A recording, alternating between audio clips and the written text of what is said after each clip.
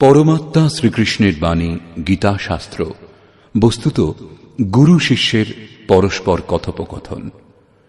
अर्जुन स्वीकार करेछिलेन शिष्यस्तेहम साधि माम त्वाम प्रपन्नम। भगवान आमी आपनार शिष्य, आपनार शरणागत, जा आमार पक्षे कल्याणकर आमाके सेई उपदेश दान करुन। अतएव गीता शास्त्र सम्बन्धे बलार पूर्वे परम गुरुदेवेर पादपद्मे এই स्तुति गुरु वंदना निवेदन करा হয়েছে। ओम श्री सद्गुरुदेव भगवान की जय।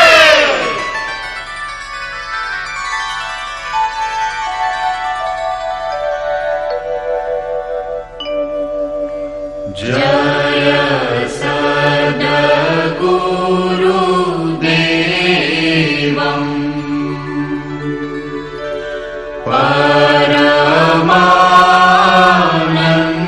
परमानन्दम्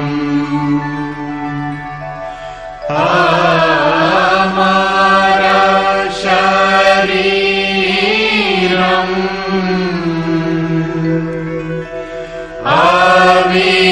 अविकारी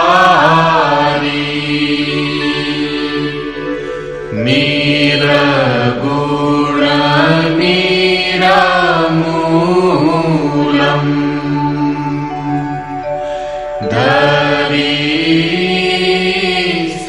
धरीस्थूलम्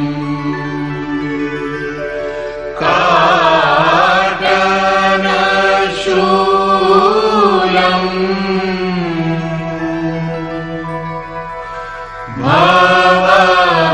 भवभारी सूरत निज सोऽहम्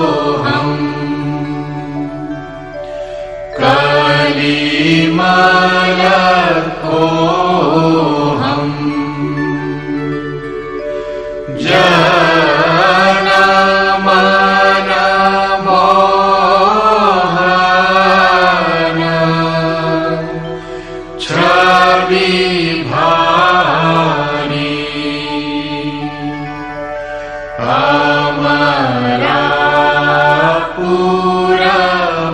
अमरापुरवासी सब सुख राशि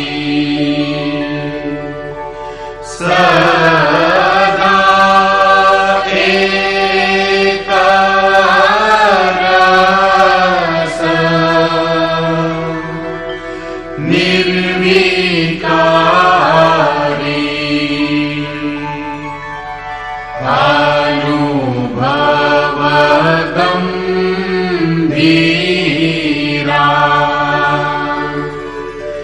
मति के धीरा अलख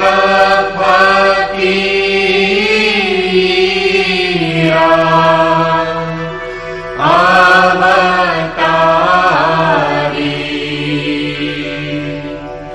योगी अद्वैष्टा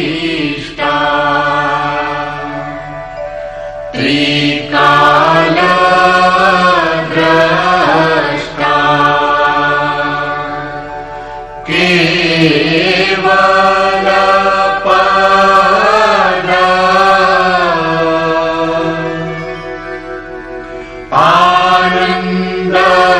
आनंदकारी चित्रकूट ही आयो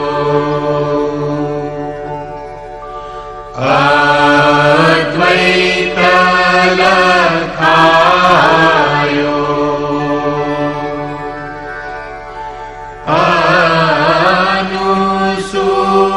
अनुसूया आसन मारी श्री परमहंस स्वामी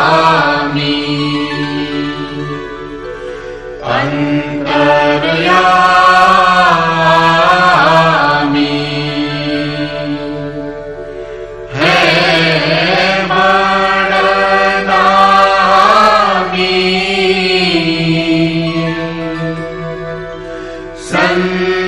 संसारी हंस नहीं तकारी जग पगुधारी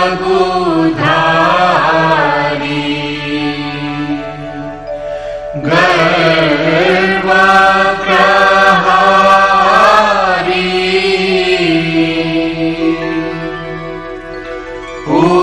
उपकारी सत पंथ चलायो भरम मिटायो रूप लखायो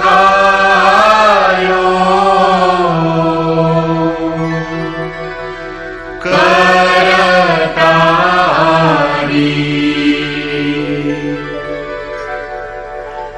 यह शिष्य है तेरो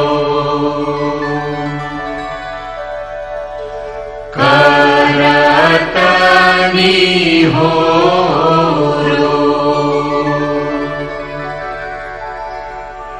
मोह पर हेरो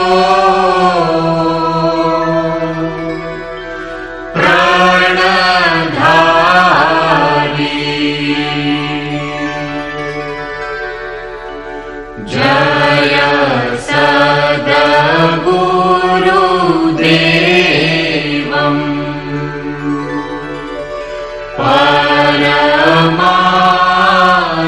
परमानन्दम् अमर शरीरम्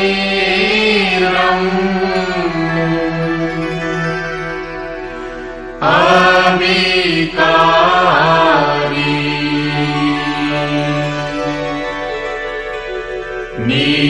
निरगुण निरमूलम्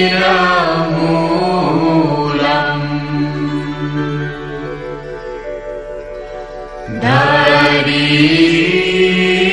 स्थूलम्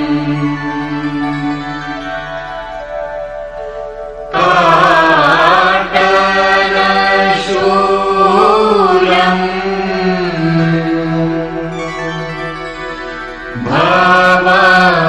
भवभारी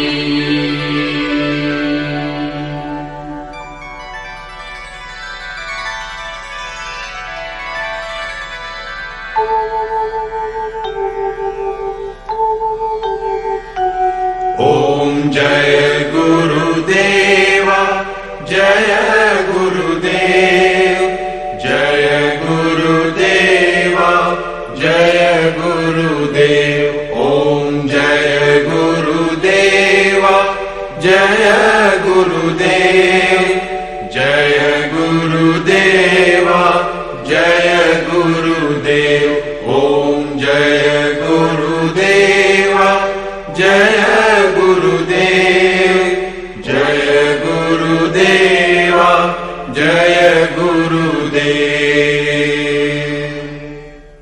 অমৃত অংশজাত ভ্রাতা ও ভগ্নীগণ, যে মহাপুরুষ সকল বেদ সংকলন, বেদান্ত প্রবর্তন, মহাভারত এবং ভাগবত রচনা করেছেন, তিনি যে গ্রন্থটিকে শাস্ত্র সংজ্ঞা দিয়েছেন তা হল ভগবান শ্রীকৃষ্ণ উক্ত গীতা। বর্তমানে বিভিন্ন ধরনের পূজা পদ্ধতি এবং পরস্পর বিরোধী সংগঠনগুলি ধর্মের নামে প্রচলিত, যদিও ধর্মের উদ্দেশ্যই হল একমাত্র পরমাত্মার অনুসন্ধান করা। সেই কল্যাণ স্বরূপ পরমাত্মা এক, তাঁকে লাভ করার নির্ধারিত ক্রিয়ার পালন করে যাওয়াই ধর্ম। যখন একমাত্র পরমাত্মা বিদ্যমান, তাঁকে লাভ করার ক্রিয়াও একটাই, তাহলে এত মত মতান্তর কেন? এর সমাধান করার জন্য প্রকাশিত হল যথার্থ গীতার সারাংশ, গীতার দিব্যবাণী। ধর্মের সহজ স্বরূপ এবং ধর্মলাভের জন্য নির্ধারিত ক্রিয়ার ক্রমবদ্ধ এবং সম্পূর্ণভাবে বর্ণিত যোগেশ্বর শ্রীকৃষ্ণ উক্ত এই গীতা শাস্ত্র। বিশ্বের প্রত্যেক মহাপুরুষ সাধনা সম্বন্ধে যেটুকু বলেছেন সে সমস্তই এবং বহু গোপনীয় স্থিতি অবস্থার স্পষ্ট বর্ণনা শুধুমাত্র গীতা শাস্ত্রেই রয়েছে।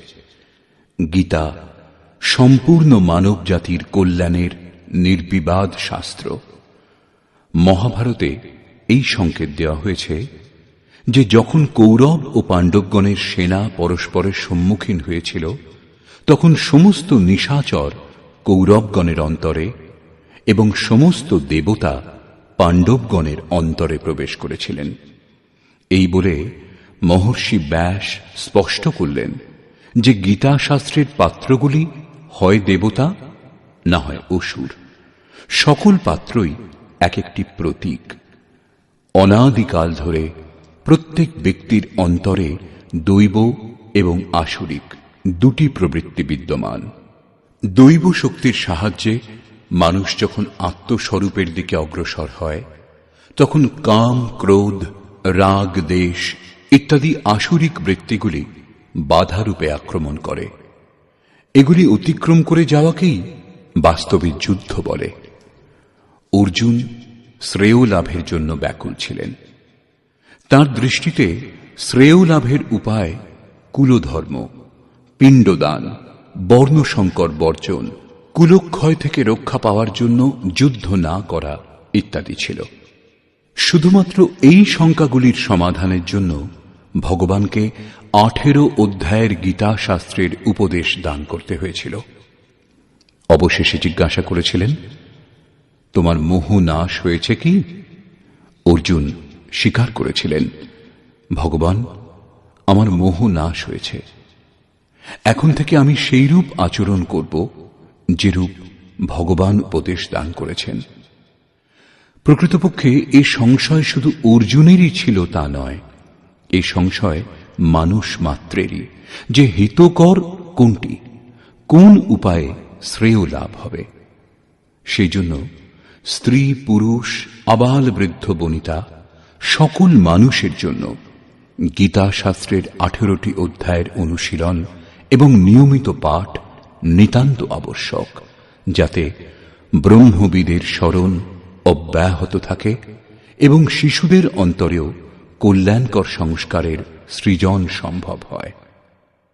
গীতা জ্ঞান লাভ না করে কোনো মানুষ ঈশ্বর লাভের পথে অগ্রসর হতে পারবে না। অক্ষয় সুখ, শাশ্বত শান্তি, ইহজগতে সমৃদ্ধি এমতো শঙ্কাগুলির সমাধানের জন্য গীতা শাস্ত্রের বাণী প্রচার করা হয়েছে। এই বাণী নিয়মিতভাবে শ্রবণ করে পরিজন এবং স্বজন সমুদয়কে সুসংস্কৃত করুন। বিশ্বের সকল দেশের অধিবাসীদের জন্য গীতা শাস্ত্র অমৃতবাহী। গীতা আপনার শাস্ত্র। এটা অত্যন্ত গৌরবের বিষয় যে 5000 বছরেরও বেশি অতিবাহিত হবার পর শ্রীকৃষ্ণের যথার্থ বাণী সম্বন্ধে আপনাকে অবগত করানো হচ্ছে। জন্ম জন্মান্তরের কুরীতিগ্রস্ত মনের আবিলতা দূর করে চিন্তনের প্রশস্ত পথে চলার জন্য যথার্থ গীতার এই দিব্য বাণী প্রাতঃকালে অবশ্যই পাঠ এবং শ্রবণ করুন। একমাত্র পরমাত্মাতে শ্রদ্ধা এবং সমর্পণের সংবাদবাহক গীতা শাস্ত্র সকলকে পবিত্র করার জন্য উন্মুক্তভাবে আহ্বান করেছে। বিশ্বের যে কোনো স্থানের নিবাসী, ধনী অথবা গরিব, কুলীন বা আদিবাসী, পুণ্যাত্মা এবং পাপী, স্ত্রী এবং পুরুষ, সদাচারী এবং অত্যন্ত দুরাচারী সবারই গীতায় প্রবেশের অধিকার রয়েছে। বিশেষ করে পাপীদেরই উদ্ধারের সুগম পথের নির্দেশ দিয়েছে গীতা শাস্ত্র। পুণ্যাত্মাগণ তো সবসময়ই ভজনা করেন। নিবেদিত হল সেই গীতা শাস্ত্রের অদ্বিতীয় ব্যাখ্যা, যথার্থ গীতার দিব্য সন্দেশ।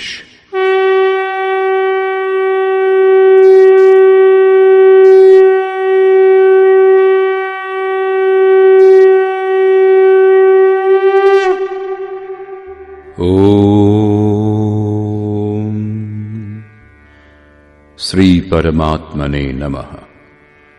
যথার্থ গীতা, শ্রীমদ্ ভগবদ গীতা, অথ প্রথম অধ্যায়।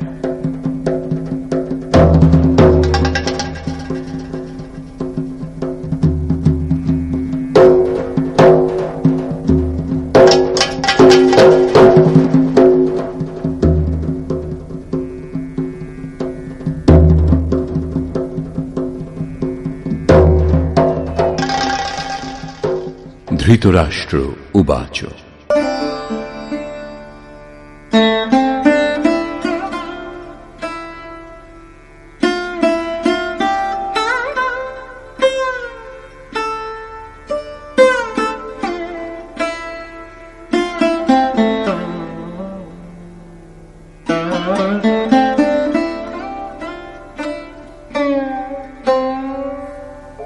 धर्मक्षेत्रे कुरुक्षेत्रे समवेता युयुत्सवः मामकाः पाण्डवाश्चैव किमकुर्वत সঞ্জয়। ধৃতরাষ্ট্র জিজ্ঞাসা করলেন, হে সঞ্জয়, ধর্মভূমি কুরুক্ষেত্রে যুদ্ধার্থে সমবেত হয়ে আমার এবং পাণ্ডুর পুত্রগণ কি করল? অজ্ঞানরূপ ধৃতরাষ্ট্র এবং সংযমরূপ সঞ্জয়। অজ্ঞান মনের অন্তরালে থাকে। অজ্ঞানাবৃত মন ধৃতরাষ্ট্র জন্মান্ধ, কিন্তু সংযমরূপ সঞ্জয়ের মাধ্যমে তিনি দেখেন ও শোনেন। তিনি জানেন যে পরমাত্মাই একমাত্র সত্য। যতক্ষণ পর্যন্ত ধৃতরাষ্ট্র থেকে উৎপন্ন মোহরূপ দুর্যোধন জীবিত থাকে, ততক্ষণ এর দৃষ্টি সদা সর্বদা কৌরবগণের উপরেই থাকে, অর্থাৎ বিকারের উপরেই থাকে। শরীর একটি ক্ষেত্র। যখন হৃদয় রাজ্যে দৈবী গুণসমূহের বাহুল্য ঘটে, তখন এই শরীর ধর্মক্ষেত্রে পরিণত হয়, এবং যখন এতে আসরিক প্রবৃত্তির বাহুল্য ঘটে, তখন এই শরীর কুরুক্ষেত্রে পরিণত হয়। কুরু অর্থাৎ কর, এই শব্দ আদেশাত্মক। শ্রীকৃষ্ণ বলছেন, প্রকৃতিজাত তিনটি গুণের বশীভূত হয়েই মানুষ কর্ম করে। ক্ষণমাত্র কর্ম না করে থাকতে পারে না। গুণত্রয় তাকে দিয়ে করিয়ে নেয়। ঘুমন্ত অবস্থাতেও কর্ম বন্ধ হয় না, সেটিও সুস্থ দেহের আবশ্যক খোরাক মাত্র। এই তিন গুণ মানুষকে দেবতা থেকে শুরু করে কীট পর্যন্ত দেহের বন্ধনেই আবদ্ধ করে। যতক্ষণ প্রকৃতি এবং প্রকৃতিজাত গুণ জীবিত, ততক্ষণ কুরু সক্রিয় থাকবে। অতএব জন্মমৃত্যুময় এই ক্ষেত্র, বিকারযুক্ত এই ক্ষেত্রই কুরুক্ষেত্র, এবং পরম ধর্ম পরমাত্মাতে প্রবেশ প্রদান করতে পারে যে পুণ্যময় প্রবৃত্তিসমূহ, সেই পুণ্যময় প্রবৃত্তিসমূহের অর্থাৎ পাণ্ডবের ক্ষেত্রই ধর্মক্ষেত্র। পুরাতত্ত্ববিদগণ পাঞ্জাব, কাশী, প্রয়াগ এবং অন্যান্য বহু স্থানের মধ্যে কুরুক্ষেত্রের নির্দিষ্ট স্থান অনুসন্ধান কার্যে রত আছেন। কিন্তু গীতাকার স্বয়ং বলেছেন, যে ক্ষেত্রে এই যুদ্ধ হয়েছিল সেই ক্ষেত্রটি কোথায়? ইদম শরীরম কৌন্তেয় ক্ষেত্রমিত্যভিধীয়তে। অর্জুন, এই দেহই ক্ষেত্র, এবং যিনি একে জানেন এবং আয়ত্তের অধীনে আনতে পারেন, তিনিই ক্ষেত্রজ্ঞ। এরপর তিনি ক্ষেত্রের বিস্তার সম্বন্ধে বললেন, যাতে 10টি ইন্দ্রিয়, মন, বুদ্ধি, অহংকার, 5টি বিকার এবং 3টি গুণের বর্ণনা আছে। এই দেহই ক্ষেত্র, এক মল্লভূমি। এর মধ্যে যুদ্ধাভিলাষী প্রবৃত্তি 2টি, দৈবী সম্পদ এবং আসুরী সম্পদ। পাণ্ডুর সন্তানগণ এবং ধৃতরাষ্ট্রের সন্তানগণ, স্বজাতীয় এবং বিজাতীয় প্রবৃত্তিসমূহ। তত্ত্বদর্শী মহাপুরুষের শরণাগত হলে এই দুই প্রবৃত্তির মধ্যে সংঘর্ষের সূত্রপাত হয়। একেই ক্ষেত্রজ্ঞের সংঘর্ষ এবং প্রকৃত যুদ্ধ বলা হয়। ইতিহাসের পাতা বিশ্বযুদ্ধের কাহিনীতে পরিপূর্ণ, কিন্তু সেই সব যুদ্ধে যারা বিজয়ী হয়েছেন তারা কেউই শাশ্বত বিজয়ী হননি। এর মধ্যে প্রতিহিংসা ছিল। প্রকৃতিকে শান্ত করে প্রকৃতির ঊর্ধ্বের সত্তার দিগদর্শন করা এবং তাতে প্রবেশ করাই প্রকৃত বিজয়। এই হল শাশ্বত বিজয়, যার পশ্চাতে পরাজয় নেই। একেই বলে মুক্তি, যার পর জন্ম মৃত্যুর বন্ধন নেই। এইভাবে অজ্ঞানে আবৃত প্রত্যেক মন সংযমের দ্বারা জানতে পারে ক্ষেত্রজ্ঞের যুদ্ধের পরিণাম কি হয়। যার যেমন সংযম বৃদ্ধিপ্রাপ্ত হয় তেমনি তার দৃষ্টি খুলতে থাকে। সঞ্জয় উবাচ।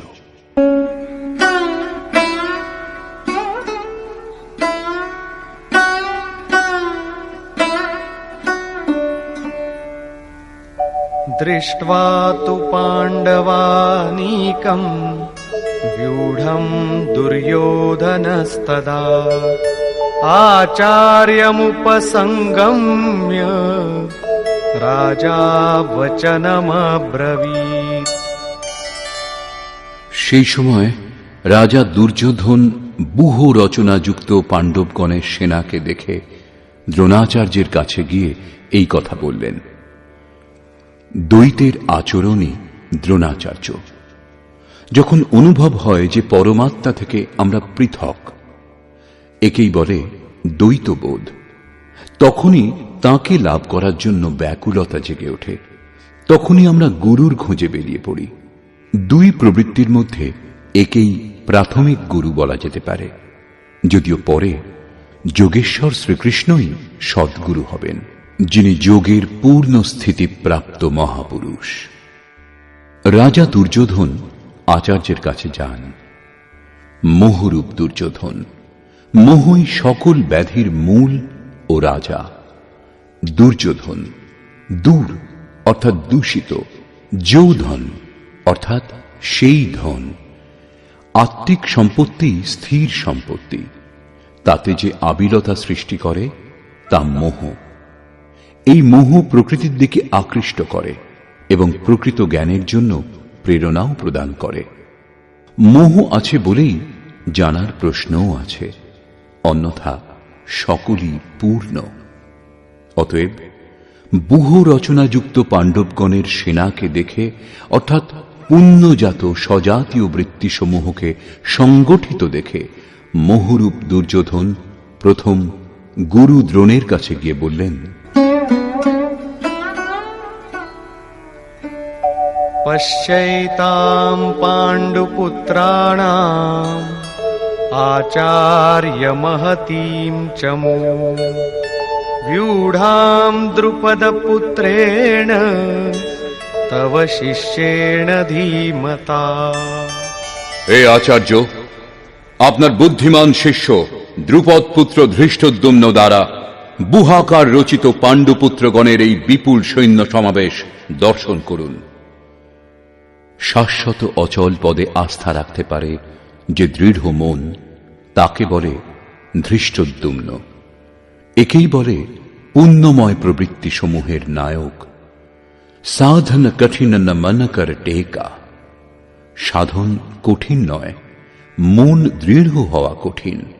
এবার বললেন সেনার বিস্তার।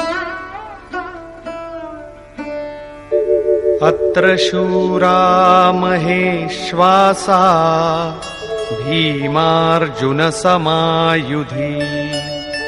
युयुधानो विराटश्च द्रुपदश्च महारथः। এই সেনার মধ্যে মহেশবাসা, মহান ঈশ্বর তত্ত্বে অবস্থিতি প্রদান করতে সক্ষম যে ভাবরূপ ভীম, অনুরাগরূপ অর্জুন, এদের সমকক্ষ অনেক শূরবীর যেমন সাত্ত্বিকতারূপ সাত্ত্বকী, বিরাট সর্বত্র ঈশ্বরীয় ভাবপ্রবাহের ধারণা, মহারথী রাজা দ্রুপদ অর্থাৎ অচল স্থিতি, এবং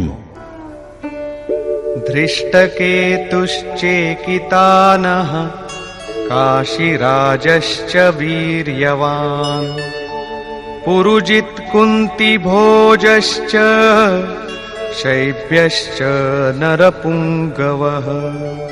ধৃষ্ট কেতু দৃঢ় কর্তব্য, চেকিতান মন যেখানেই যাক বলপূর্বক সেখান থেকে আকর্ষণ করে ইষ্টে স্থির করা, কাশীরাজ কায়ারূপ কাশীতেই সেই সাম্রাজ্য, পুরুজিত স্থূল সূক্ষ্ম ও কারণ শরীরকে জয় করতে সাহায্য করে যে সেই পুরুজিত, কুন্তিভোজ কর্তব্যের দ্বারা জগতের উপর জয়লাভ, নরের মধ্যে শ্রেষ্ঠ, শৈব্য অর্থাৎ সত্য ব্যবহার।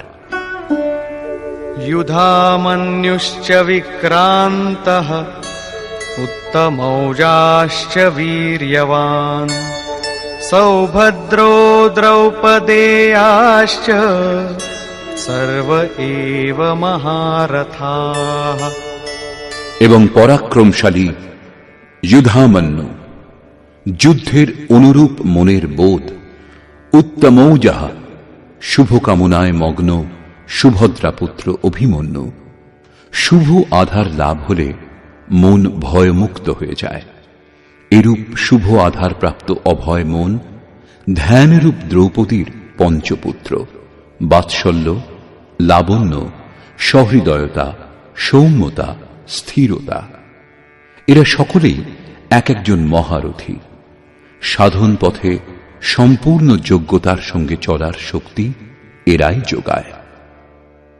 এইভাবে রাজা দুর্যোধন পাণ্ডব পক্ষের 15-20টি নামের উল্লেখ করলেন, যেগুলি দৈবী সম্পদের গুরুত্বপূর্ণ অঙ্গ। বিজাতীয় প্রবৃত্তির রাজা হওয়া সত্ত্বেও মোহই স্বজাতীয় প্রবৃত্তি সমূহকে অনুভব করতে বাধ্য করে। এরপর দুর্যোধন নিজের পক্ষের সংক্ষিপ্ত বর্ণনা করলেন। এই যুদ্ধ পার্থিব যুদ্ধ হলে সসৈন্য দলের সংখ্যা বাড়িয়ে বলতেন, বিকারের সংখ্যা কম প্রদর্শিত করলেন, যেহেতু এই বিকারগুলিকেই জয় করতে হবে। এরা বিনাশশীল। কেবল 5-7টি বিকার সম্বন্ধেই বলা হয়েছে, যাদের অন্তরালে বহির্মুখী প্রবৃত্তি সমূহ বিদ্যমান, যেমন अस्माकं तु विशिष्टाये तान्निबोध द्विजोत्तम नायका मम सैन्यस्य संज्ञार्थं तान् ब्रवीमि ते। হে দ্বিজোত্তম, আমাদের পক্ষে যে সকল বিশিষ্ট যোদ্ধা ও সেনাপতি আছেন তাদেরকে অবগত হন। আপনার অবগতির জন্য তাদের নাম বলছি। বাহ্য যুদ্ধে সেনাপতির জন্য দ্বিজোত্তম সম্বোধন অপ্রাসঙ্গিক। বস্তুত গীতাশাস্ত্রে অন্তঃকরণের 2টি প্রবৃত্তির সংঘর্ষের বর্ণনা করা হয়েছে, যেখানে দ্বৈতের আচরণই হল দ্রোণ। যতক্ষণ আমরা লেশমাত্র আরাধ্য থেকে পৃথক, ততক্ষণ প্রকৃতি বিদ্যমান, দ্বৈত বিদ্যমান। এই দ্বিকে জয় করার প্রেরণা প্রথম গুরু দ্রোণাচার্যের কাছে পাওয়া যায়। অপূর্ণ শিক্ষাকে সম্পূর্ণভাবে জানার প্রেরণা প্রদান করে। এটা পূজাস্থান নয়, এখানে শৌর্য সূচক সম্বোধন হওয়া উচিত। বিজাতীয় প্রবৃত্তির কে কে নায়ক?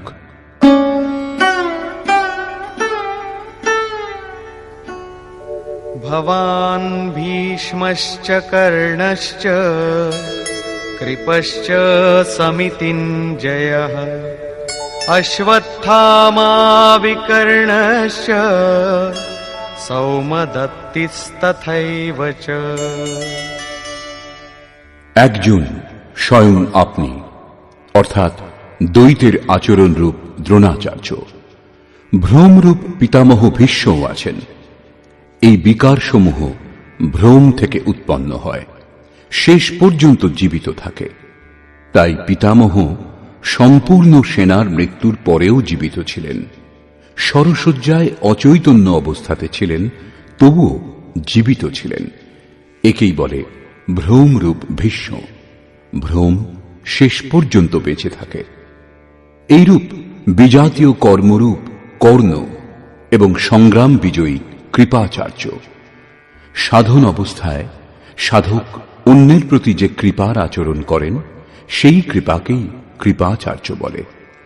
ভগবান কৃপাধাম এবং ঈশ্বর প্রাপ্তির পর মহাপুরুষের স্বরূপও তদ্রূপ। কিন্তু সাধন অবস্থায় যতক্ষণ সাধক ও পরমাত্মা পৃথক, বিজাতীয় প্রবৃত্তিগুলি সক্রিয় এবং মোহ আচ্ছাদিত। এইরূপ পরিস্থিতিতে সাধক যদি কৃপার আচরণ করেন, তবে তিনি নষ্ট ভ্রষ্ট হয়ে যান। সীতা দয়া করেছিলেন, তার পরিবর্তে তাকে কিছুকাল লঙ্কায় প্রায়শ্চিত্ত করতে হয়েছিল। বিশ্বামিত্র দয়া করেছিলেন, তাই পতিত হয়েছিলেন।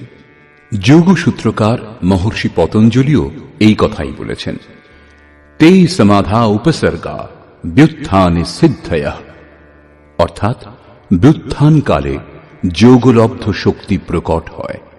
প্রকৃতপক্ষে সেগুলি সিদ্ধাই, কিন্তু কৈবল্য প্রাপ্তির পথে এই সিদ্ধাই তত বড়ই বাধা যতটা কাম, ক্রোধ, লোভ, মোহ প্রভৃতি। গোস্বামী তুলসীদাসেরও সেই একই নির্ণয়। ছোরত গ্রন্থি জানি খগরায়া বিঘ্ন অনেক করই তব মায়া ঋদ্ধি সিদ্ধি প্রেরই বহু ভাই বুদ্ধি লোভ দিখাবহি আই। মায়া অনেক বিঘ্ন সৃষ্টি করে, শক্তি প্রদান করে, এমনকি সিদ্ধে পরিণত করে। এইরূপ সিদ্ধ সাধক যদি পাশ দিয়ে শুধু হেঁটে যান, তাহলে মরণাপন্ন রোগীও বেঁচে ওঠে। সেই রোগী যদিও সুস্থ হয়ে ওঠে, কিন্তু সাধক যদি সেটা নিজের অবদান বলে মনে করেন, তাহলে তিনি নিশ্চয়ই নষ্ট ভ্রষ্ট হয়ে যাবেন। একজন রোগীর স্থানে হাজার হাজার রোগী তাকে ঘিরে ধরবে এবং ভজন চিন্তনের ক্রম অবরুদ্ধ হয়ে যাবে। পথভ্রান্ত হতে হতে প্রকৃতির বাহুল্য হবে। যদি লক্ষ্য দূরে এবং সাধক কৃপা করেন, তবে কৃপার একার আচরণই সমিতিঞ্জয়, অর্থাৎ সমস্ত সেনাবাহিনীকে জয় করবে। এই কারণে যতক্ষণ সাধক পূর্ণতা লাভ না করছেন, ততক্ষণ এই সব থেকে সাবধান থাকা দরকার। দয়া বিনু সন্ত কসাই দয়া করি তো আফত আই, অর্থাৎ দয়া না করলে সাধু ব্যক্তি কসাইয়ের সমতুল্য, আর দয়া প্রদর্শন করলেও অধঃপতনের সম্ভাবনা। এইরূপ আসক্তিরূপ অশ্বত্থামা। জগতের অর্থাৎ জাগতিক যে কোনো বস্তুর প্রতি আকর্ষণকেই আসক্তি বলে। দ্বৈতের আচরণই দ্রোণাচার্য। এই দ্বৈতই আসক্তির জন্মদাতা। শস্ত্রধারী অবস্থাতে আচার্য দ্রোণকে বধ করা সম্ভব ছিল না, তিনি অজেয় ছিলেন। ভগবান শ্রীকৃষ্ণ বলেছিলেন, কৌরব পক্ষের একটি হাতির নাম অশ্বত্থামা। ভীম সেই হাতিটিকে হত্যা করেছে। অশ্বত্থামা মারা গিয়েছে, এইরূপ ঘোষণা করুন। এই অপ্রিয় ঘটনার কথা শুনে আচার্য মর্মাহত হয়ে শিথিল হয়ে যাবেন। সেটাই তাকে বধ করার উপযুক্ত সময়। ভীম হাতিটিকে বধ করে হত্যা করে প্রচার করেছিলেন, অশ্বত্থামা মারা গিয়েছে। আচার্য দ্রোণ ভেবেছিলেন তার পুত্র অশ্বত্থামা মারা গিয়েছে। তিনি শোকে মুহ্যমান হয়ে পড়েছিলেন। ধনুক তার হাত থেকে পড়ে গিয়েছিল। তিনি হতাশ, নিশ্চেষ্ট হয়ে যুদ্ধভূমিতে বসে পড়েছিলেন। সেই মুহূর্তে তাকে বধ করা হয়েছিল। পুত্রের প্রতি অত্যধিক আসক্তি তার মৃত্যুর কারণ হয়ে দাঁড়িয়েছিল। অশ্বত্থামা দীর্ঘজীবী ছিলেন। নিবৃত্তির শেষ মুহূর্ত পর্যন্ত বাধা দেয়, তাই একে অমর বলা হয়েছে। বিকল্পরূপ বিকর্ণ। সাধনার উন্নত অবস্থাতে মনে কিছু অসাধারণ কল্পনার উদয় হয়। মনে সংকল্প বিকল্প জাগে যে স্বরূপ লাভের পর ভগবানের তরফ থেকে কিরূপ সিদ্ধাই, কিরূপ অলৌকিক শক্তি প্রদান করা হবে। সাধক ঈশ্বর চিন্তনের পরিবর্তে ঈশ্বরের ঐশ্বর্যের চিন্তা করতে শুরু করেন, যদিও সাধকের উচিত একাগ্র হয়ে কর্ম করে যাওয়া। ফললাভের কামনা করা উচিত নয়, কিন্তু যখন তিনি সিদ্ধায় অর্থাৎ যোগলব্ধ শক্তির কামনা করতে শুরু করেন, তখন এইরূপ মনোভাব অর্থাৎ বিকল্পকেই বিকর্ণ বলে। এই কল্পনাগুলি অসাধারণ, কিন্তু সাধনাতে ভয়ঙ্করভাবে বাধা দেয়। ভ্রম উৎপাদক সাহসী হল ভূরিশ্রবা। সাধনা স্তর উন্নত হলে সকলেই সাধকের প্রশংসা করতে শুরু করেন, বলে ইনি মহাত্মা, ইনি সিদ্ধ পুরুষ, দিব্য গুণের অধিকারী। তার সমক্ষে লোকপালও বিনীত হয়ে যান। এমন ব্যবহার এবং প্রশংসা দ্বারা সাধক আনন্দের আতিশয্যে পথহারা হন। এইরূপ শ্বাসকেই ভূরিশ্রবা বলা হয়। পূজ্য গুরুদেব বলতেন, সমাজ যদি পুষ্পবৃষ্টি করে, প্রশংসা করে, বিশ্ববন্দ জগৎগুরু বলে, তোমার তাতে কিছু লাভ হবে না, শুধু কান্নাকাটি করতে থাকবে। কিন্তু যদি ভগবান তোমাকে সাধুর আখ্যা দেন, তবে সর্বস্ব লাভ করবে। সমাজ বলুক অথবা নাই বলুক, তুমি সর্বস্ব লাভ করবে। এইরূপ প্রশংসাতে অভিভূত হওয়াকেই ভ্রম উৎপাদক শ্বাস অর্থাৎ ভূরিশ্রবা বলে। অত্যধিক প্রশংসার ফলে সাধনার হ্রাস হয়। অতএব ভ্রম উৎপাদক শ্বাসই হল ভূরিশ্রবা। সংযমের স্তর উন্নত হলে পরে যে বিকারগুলি বাধা দেয়, এগুলি তাদেরই নাম।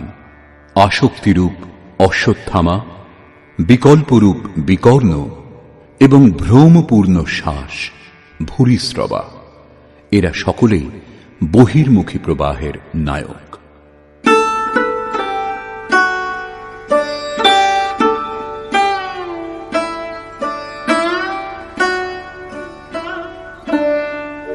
अन्ये च बहवः शूराः मदर्थे त्यक्तजीविताः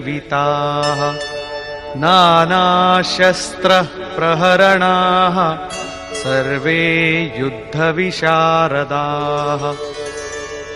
আমার জন্য প্রাণ দান করতে কৃত সংকল্প অন্যান্য অনেক শূরবীর অস্ত্রে শস্ত্রে সজ্জিত হয়েছেন। সকলেই আমার জন্য প্রাণ দান করতে সংকল্পবদ্ধ, কিন্তু এদের কোনো নির্দিষ্ট সংখ্যা পরিগণিত হয়নি। এখন কোন কোন সেনা কি কি ভাব দ্বারা সুরক্ষিত তা বলছেন।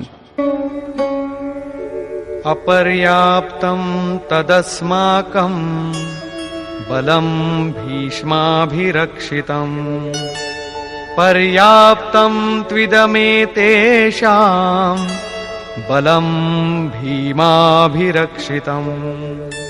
ভীষ্ম দ্বারা সুরক্ষিত আমাদের সেনা সর্বপ্রকারে অজেয়, কিন্তু ভীম দ্বারা পরিচালিত পাণ্ডবগণের সেনা জয় করা সহজ।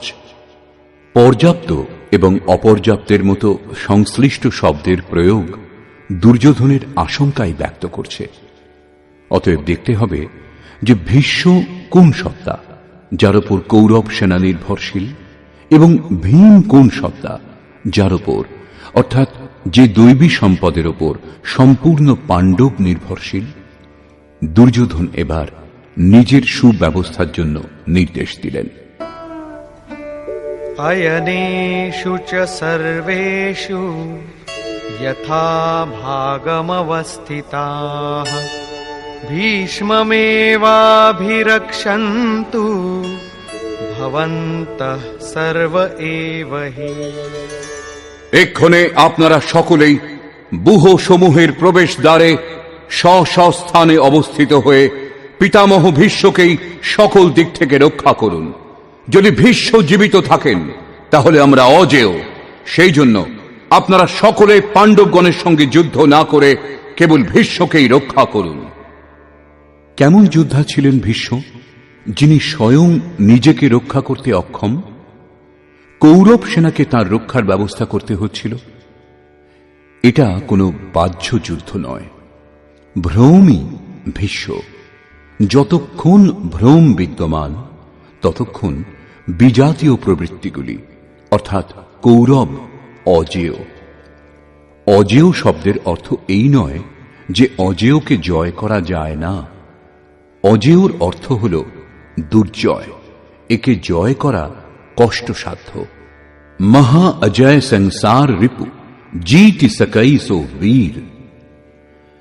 যখন ভ্রম মিটে যায় তখন অবিদ্যা অস্তিত্ববিহীন হয়ে পড়ে। মোহ ইত্যাদি যা কিছু আংশিক পরিমাণে টিকে থাকে তাও শীঘ্রই শেষ হয়। ভীষ্মের ছিল ইচ্ছা মৃত্যু, ইচ্ছাই ভ্রম, এবং এই ইচ্ছার সমাপ্তি ও ভ্রম দূর হওয়া একই ব্যাপার। একথাই সন্ত কবির সরলভাবে বলেছেন, ইচ্ছা কায়া ইচ্ছা মায়া ইচ্ছা জগ উপজায়া, কহ কবীর যে ইচ্ছা বিবর্জিত তা কা পার না পায়া। যেখানে ভ্রম নেই তা অপার ও অব্যক্ত। এই দেহের জন্মের কারণ ইচ্ছা, ইচ্ছাই মায়া, এবং ইচ্ছাই এই জগতের উৎপত্তির কারণ। সো কাময়ত তदैक्षत বহুস্যাং প্রজায়েয় ইতি। কবির বলেছেন, যিনি সর্বপ্রকার কামনা রহিত, তিনকা পার না পায়া। তিনি অপার, অনন্ত, অসীম তত্ত্ব উপলব্ধি করেন। यो कामो निष्काम आप्तकाम आत्मकामो न तस्य प्राणा उत्क्रामन्ति ब्रह्मैव सन् ब्रह्मप्येति। যিনি কামনা রহিত, আত্মাতে স্থির আত্মস্বরূপ, তার কখনো পতন হয় না, তিনি ব্রহ্মে একীভূত হন। সাধনের আরম্ভে ইচ্ছাগুলি অনন্ত হয়।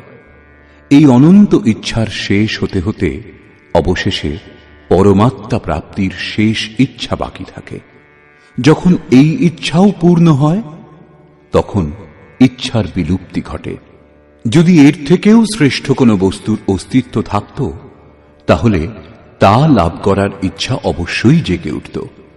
যখন এর চেয়ে শ্রেষ্ঠ কিছু নেই তখন ইচ্ছাও সমূলে বিনষ্ট হয়, এবং ইচ্ছার বিলুপ্তির সঙ্গে সঙ্গে ভ্রম ও নাশ হয়। একেই ভীষ্মের ইচ্ছা মৃত্যু বলে। এইভাবে ভীষ্ম দ্বারা সুরক্ষিত আমাদের সেনা সর্বপ্রকারে অজেয়। যতক্ষণ ভ্রম দূর না হয় ততক্ষণ অবিদ্যা সক্রিয় থাকে। ভ্রম দূর হলে অবিদ্যা ক্রিয়াহীন হয়ে যায়। ভীম দ্বারা পরিচালিত এদের সেনাকে জয় করা সহজ। ভাবরূপী ভীম, ভাবে বিদ্যতে দেবঃ। ভাবে সেই ক্ষমতা আছে যা অবিদিত পরমাত্মাকেও প্রত্যক্ষ করতে সাহায্য করে। ভাববস্য ভগবান সুখ নিধান করুণা আয়ন। শ্রীকৃষ্ণ একেই শ্রদ্ধা বলেছেন। ভাবের সাহায্যে ভগবানকেও বশ করা সম্ভব। এর দ্বারাই পুণ্যময় প্রবৃত্তিসমূহের বিকাশ হয়। এই ভাব পুণ্যের সংরক্ষক এবং এত বলবান যে পরম দেব পরমাত্মাকেও গোচরে এনে দেয়। অন্যদিকে অতি কোমলও। আজকের ভাব কাল অভাবে বদলাতে দেরি লাগে না। আজ আপনি বলছেন যে মহারাজজি খুব ভালো, কাল হয়তো বলবেন, না, আমি দেখেছি মহারাজজি ক্ষীর খান। ঘাস পাত যে খাত হ্যাঁ তিনহি সতাওই কাম, দুধ মলাই খাত যে তিন কি জানে রাম। অর্থাৎ তৃণভোজীদেরও কাম তাড়না দেয়। যারা দুধ মালাই খান ঈশ্বর তাদেরই স্মরণ দেন। ইষ্টের আচরণে লেশমাত্র ত্রুটি বোধ হলে ভাব টলে ওঠে। পুণ্যময় প্রবৃত্তিসমূহ বিচলিত হয়।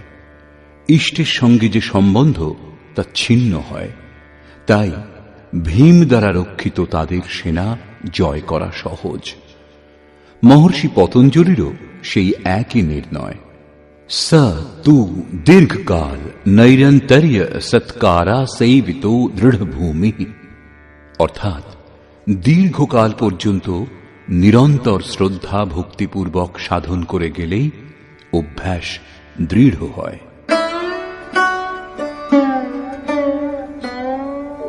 तस्य सञ्जनयन् हर्षं कुरु वृद्धः पितामहः सिंहनादं विनद्योच्चैः शङ्खं दध्मौ प्रतापवान्।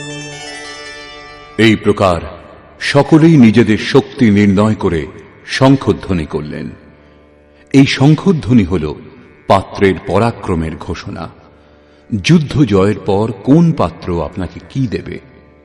কৌরবগণের মধ্যে বৃদ্ধ প্রতাপবান ভীষ্ম দুর্যোধনের হৃদয়ে হর্ষ উৎপন্ন করে উচ্চৈঃস্বরে সিংহনাদের সমান ভয়প্রদ শঙ্খ বাজালেন। সিংহ প্রকৃতির ভয়াবহ দিকের প্রতীক। ঘোর জঙ্গলের নীরব স্থানে নির্জনে সিংহের গর্জন যদি কানে আসে, তাহলে দেহের লোম খাড়া হয়ে যাবে, ভয়ে হৃদয় কাঁপতে শুরু করবে, যদিও সিংহ থেকে আপনি বহু দূরে।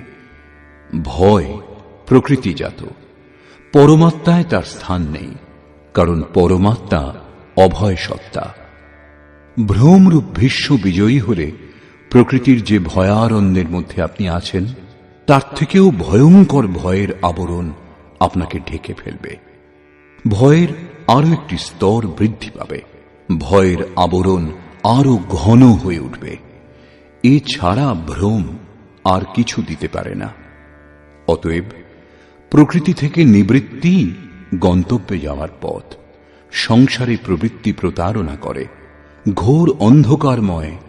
এর বেশি কোনো ঘোষণা কৌরবদের নেই। কৌরব পক্ষ থেকে কয়েকটি বাদ্য একসঙ্গে বেজে উঠল, কিন্তু সেগুলিও ভয় প্রদান করা ছাড়া আর কিছু দিতে পারল না। প্রত্যেক বিকার কিছু না কিছু ভয়ই প্রদান করে। সেজন্য তারাও ঘোষণা করলেন, ततः शङ्खाश्च भैर्यश्च पणवानकगोमुखाः सहसैवाभ्यहन्यन्त सशब्दस्तु मूलोऽभवत्। এরপর অনেক শঙ্খ, ভেরি, ঢোল এবং রণশৃঙ্গাদি রণবাদ্যযন্ত্র একসঙ্গে বেজে উঠল। সেগুলির শব্দ অত্যন্ত ভয়ঙ্কর পরিস্থিতি সৃষ্টি করল। ভয় সঞ্চার করার অতিরিক্ত কৌরবদের কোনো ঘোষণা নেই। বহির্মুখী বিজাতীয় প্রবৃত্তি সফল হলে মোহরূপ অন্ধকার আরো ঘন করে দেয়। এরপর পুণ্যময় প্রবৃত্তি সমূহের দিক থেকে ঘোষণা করা হল, যার মধ্যে প্রথম ঘোষণাটি যোগেশ্বর শ্রীকৃষ্ণের।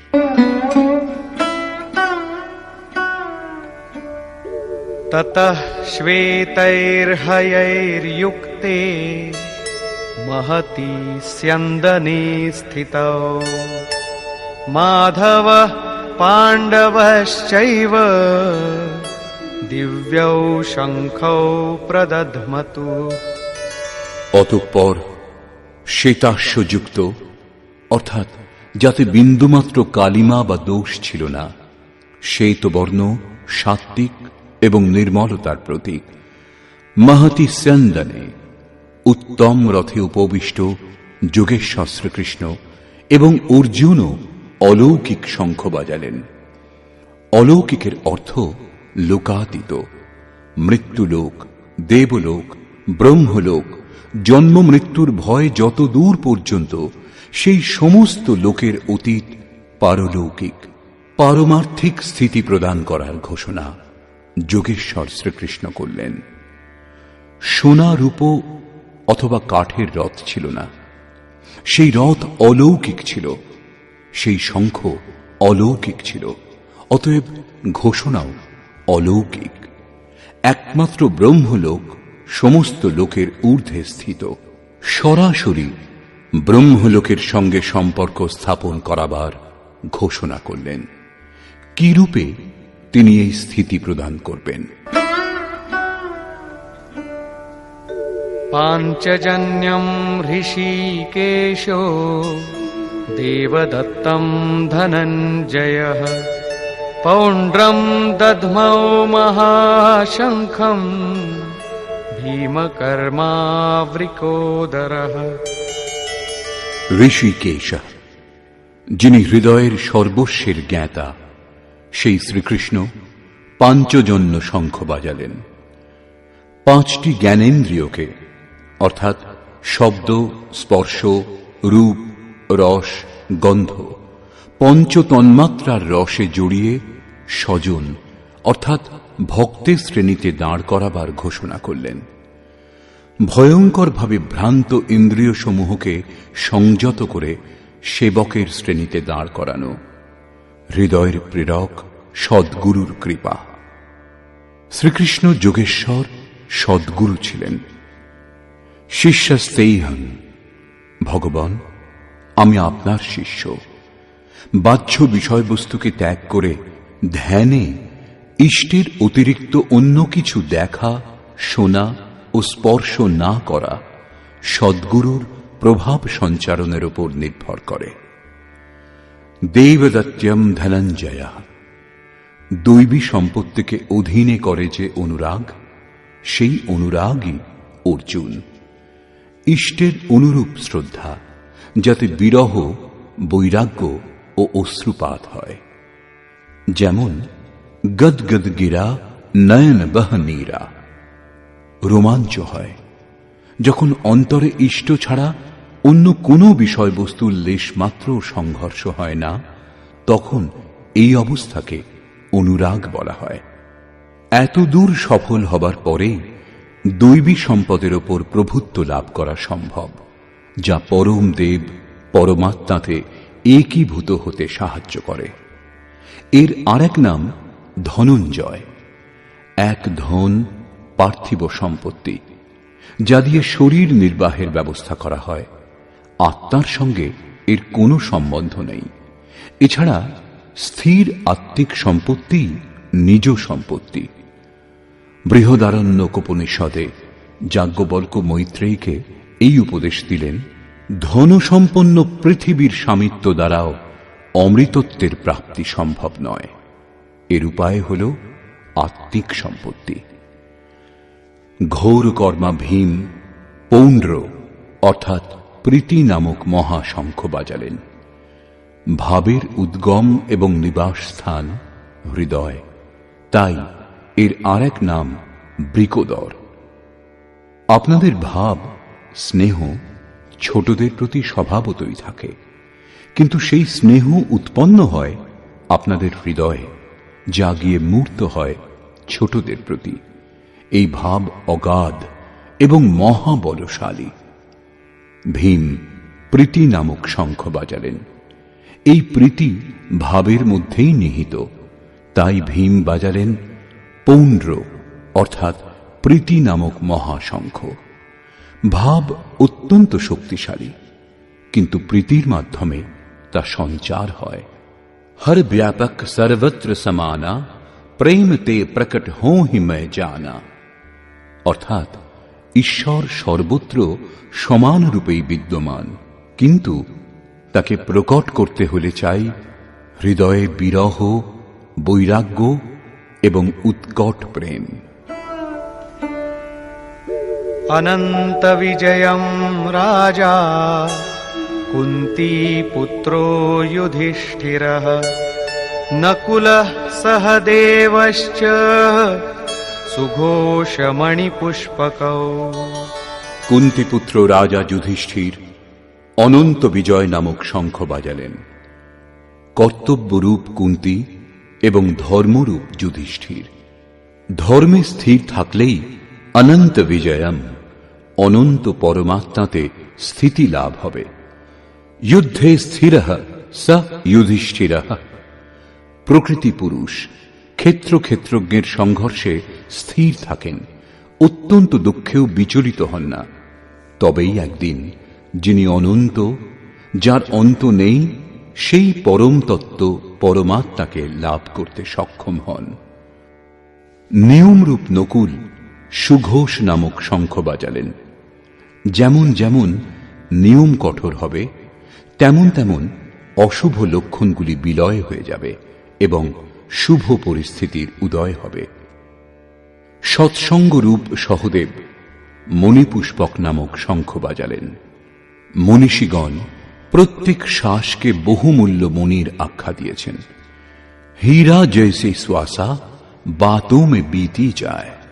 বাহ্য সৎসঙ্গ সৎপুরুষের বাণী শ্রবণকে বলে, যা এক প্রকার সৎসঙ্গ, কিন্তু যথার্থ সৎসঙ্গ হয় আন্তরিক। শ্রীকৃষ্ণের মতে আত্মাই সত্য এবং সনাতন। চিত্ত যখন স্থির হয়ে আত্মার সঙ্গত করে, তখনই হয় প্রকৃত সৎসঙ্গ। এই সৎসঙ্গ চিন্তন, ধ্যান এবং সমাধির অভ্যাস দ্বারা সম্পন্ন হয়।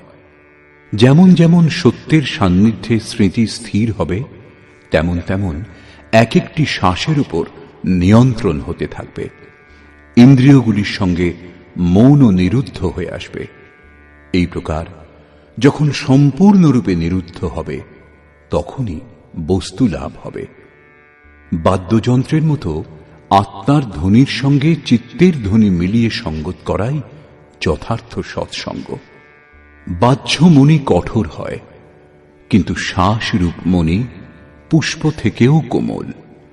পুষ্প তো বিকশিত হওয়ার পর অথবা বৃন্তচ্যুত হলে শুকিয়ে যায়, কিন্তু আপনি এর পরের শ্বাস পর্যন্ত জীবিত থাকার নিশ্চয়তা দিতে পারেন না। সৎসঙ্গ সফল হলে প্রত্যেক শ্বাসের উপর নিয়ন্ত্রণ রেখে লক্ষ্য প্রাপ্তি সম্ভব। এর বেশি পাণ্ডবদের কোনো ঘোষণা নেই, কিন্তু প্রত্যেক সাধন নির্মলতার পথে কিছু না কিছু দূরত্ব অতিক্রম করায়। অতঃপর বললেন,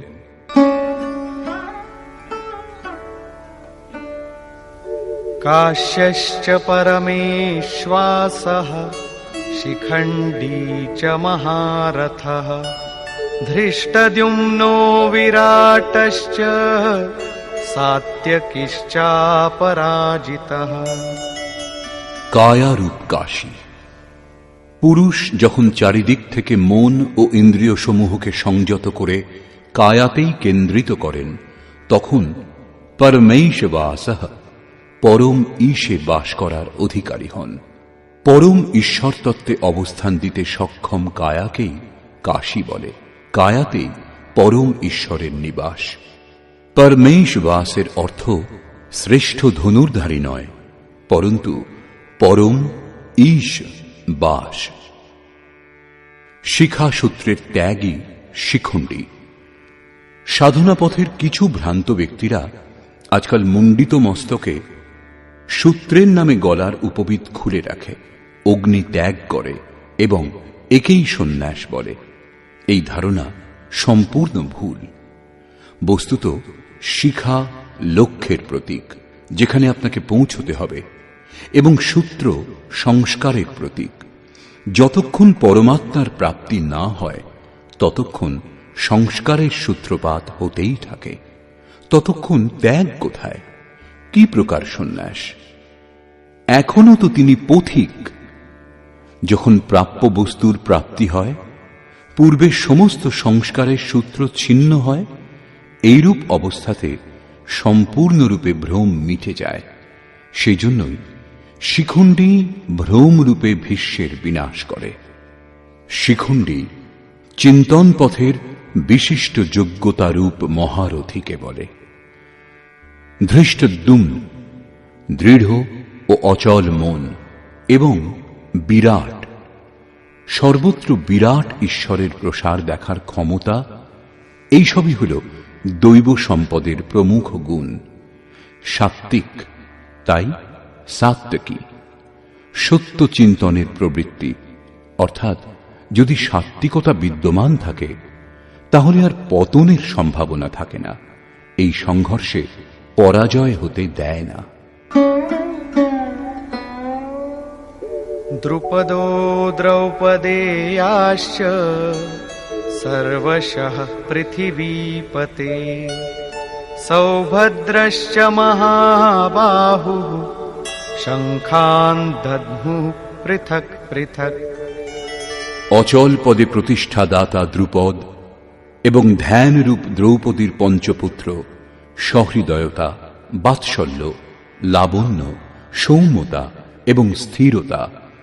এরা সাধন পথের শ্রেষ্ঠ সহায়ক মহারথী এবং দীর্ঘ বাহুযুক্ত অভিমন্যু। এরা সকলেই পৃথক পৃথক শঙ্খ বাজালেন। বাহু কার্যক্ষেত্রের প্রতীক। মন যখন ভয়মুক্ত হয় তখন তার শক্তি বহু দূর পর্যন্ত প্রসার লাভ করে। হে রাজন, এরা সকলেই পৃথক পৃথক শঙ্খ বাজালেন। কিছু কিছু দূরত্ব সকলেই অতিক্রম করান। এদের পালন আবশ্যক, তাই এদের নাম উল্লেখ করা হয়েছে। এছাড়া কিছু দূরত্ব যেটুকু বাকি থাকে তা মন ও বুদ্ধির অতীত। ভগবান স্বয়ং অন্তঃকরণে জাগ্রত হয়ে তা অতিক্রম করান, দৃষ্টিরূপে আত্মার রথী হয়ে যান এবং সম্মুখে দণ্ডায়মান হয়ে নিজের পরিচয় দেন।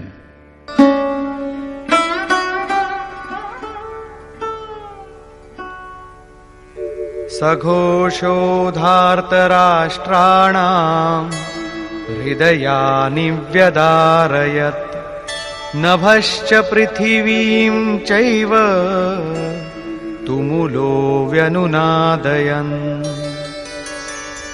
সেই তুমুল শঙ্খধ্বনি আকাশ ও পৃথিবী প্রতিধ্বনিত করে ধৃতরাষ্ট্রপুত্রগণের হৃদয় বিদীর্ণ করল। সেনা পাণ্ডব পক্ষেও ছিল, কিন্তু হৃদয় বিদীর্ণ হল কেবল ধৃতরাষ্ট্রপুত্রগণের। বস্তুত পাঞ্চজন্য দৈবী শক্তির ওপর আধিপত্য, অনন্তকে জয়, অশুভর প্রশমন এবং শুভের আবির্ভাব নিরন্তর হতে থাকলে এই কুরুক্ষেত্রে আসুরী সম্পদ বহির্মুখী প্রবৃত্তিগুলির হৃদয় বিদীর্ণ হয়ে যাবে। তাদের বল ক্রমশ ক্ষীণ হতে থাকবে। পূর্ণ সফলতা লাভ হলে মোহময়ী প্রবৃত্তিগুলি সম্পূর্ণরূপে শান্ত হয়ে যায়। अथ व्यवस्थितान् दृष्ट्वा धार्तराष्ट्रान् कपिध्वजः प्रवृत्ते शस्त्रसम्पाते धनुरुद्यम्य पाण्डवः। ऋषिकेशं तदा वाक्यम् इदमाह महीपते सेनयोरुभयोर्मध्ये रथं स्थापयमेच्युत। সংযম রূপ সঞ্জয় অজ্ঞানাবৃত মনকে বোঝালেন যে, হে রাজন, কপিধ্বজা বৈরাগ্যরূপ হনুমান, বৈরাগ্যই যার ধ্বজা। ধ্বজাকে রাষ্ট্রের প্রতীক বলা হয়। কারো কারো মতে পতাকা চঞ্চল ছিল, তাই কপিধ্বজ বলা হয়েছে, কিন্তু তা নয়। এখানে কপি সাধারণ বানর নয়, স্বয়ং হনুমানই ছিলেন, যিনি মান অপমানের হনন করেছিলেন। সমমান নিরাদর আদরহি। প্রকৃতির বিষয়বস্তু থেকে আসক্তির ত্যাগই বৈরাগ্য। অতএব বৈরাগ্যই যার ধ্বজা।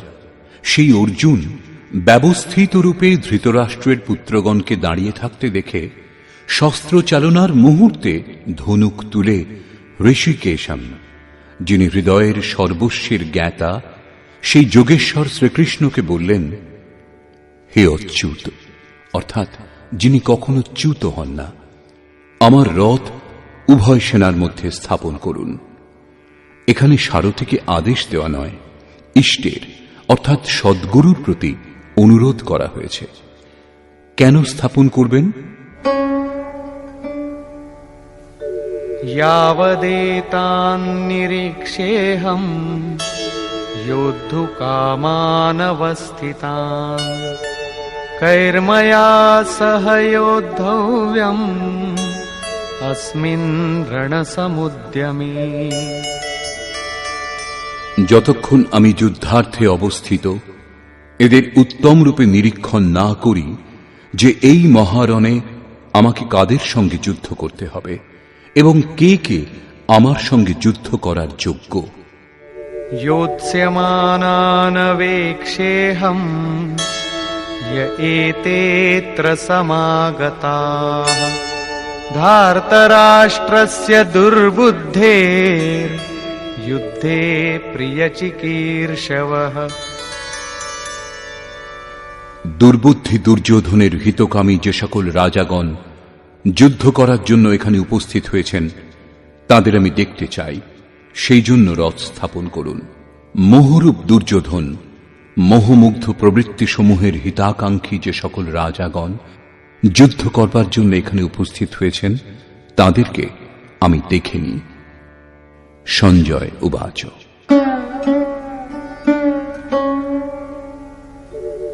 एवमुक्तो ऋषिकेशो गुडाकेशेन भारत सेनयोरुभयोर्मध्ये स्थापयित्वा रथोत्तमम् भीष्मद्रोणप्रमुखतः सर्वेषां च महीक्षिताम् उवाच पार्थ पश्यैतान् সমবেতান কুরু নীতি। সঞ্জয় বললেন, নিদ্রাজয়ী অর্জুনের এইরূপ বলার পর ভগবান শ্রীকৃষ্ণ, যিনি হৃদয়ের জ্ঞাতা, তিনি উভয় সেনার মধ্যে এবং ভীষ্ম, দ্রোণ ও মহীক্ষিতাম দেহরূপ পৃথিবীকে অধিকার করেছেন যে রাজাগণ, সেই সকল রাজাগণের সম্মুখে উত্তম রথ স্থাপন করে বললেন, হে পার্থ, সমবেত কৌরবগণকে অবলোকন করো। এখানে উত্তম রথের অর্থ সোনার উপর নির্মিত রথ নয়। সংসারে উত্তমের পরিভাষা নশ্বর বস্তুর অনুকূলতা প্রতিকূলতার উপর দেওয়া হয়, কিন্তু এই পরিভাষা পূর্ণ নয়, যা আমাদের আত্মা অর্থাৎ স্বরূপের সঙ্গে সর্বদা সহযোগিতা করে, তাই একমাত্র উত্তম, যার পর অনুত্তম অর্থাৎ মলিনতা বলে আর কিছু থাকে না। তত্রাপশ্যৎ স্থিতান পার্থঃ পিতॄনথ পিতামহান আচার্যান মাতুলান ভ্রাতॄন পুত্রান পৌত্রান সখীনস্তথা শ্বশুরান সুহৃদশ্চৈব সেনয়োরুভয়োরপি। এছাড়া সুনিশ্চিত লক্ষ্যযুক্ত পার্থিব দেহকে যিনি রথ স্বরূপ বিবেচনা করেছেন, সেই পার্থ উভয় পক্ষের সেনা দলের মধ্যে পিতৃব্যগণকে, পিতামহগণকে, আচার্যগণকে, মাতুলগণকে, ভ্রাতাগণকে, পুত্রগণকে, পৌত্রগণকে, মিত্রগণকে, শ্বশুরগণকে এবং সুহৃদগণকে অবস্থিত দেখলেন। উভয় সেনাদলের মধ্যে অর্জুন কেবল নিজের পরিবার, মামার পরিবার, শ্বশুরের পরিবার এবং সুহৃদ ও গুরুজনদের দেখতে পেলেন। মহাভারতকালের গণনা অনুসারে 18 অক্ষৌহিনী অর্থাৎ আনুমানিক 40 লক্ষের সমকক্ষ হবে, কিন্তু প্রচলিত গণনা অনুসারে 18 অক্ষৌহিনী অর্থাৎ 6.5 আরব সংখ্যায় হবে, যা আজকের বিশ্বের জনসংখ্যার সমকক্ষ। আজ সমগ্র বিশ্বে মাত্র ততই জনসমূহের জন্য বিশ্বস্তরে আবাস, খাদ্য এবং জনসংখ্যার সমস্যা সমুপস্থিত। এই বিশাল জনসমূহ অর্জুনের 3-4টি আত্মীয়ের পরিবারই মাত্র ছিল। এত বিশাল পরিবার কি কারো হয়? কখনোই না। এই সকলই হৃদয় ক্ষেত্রের ছবি।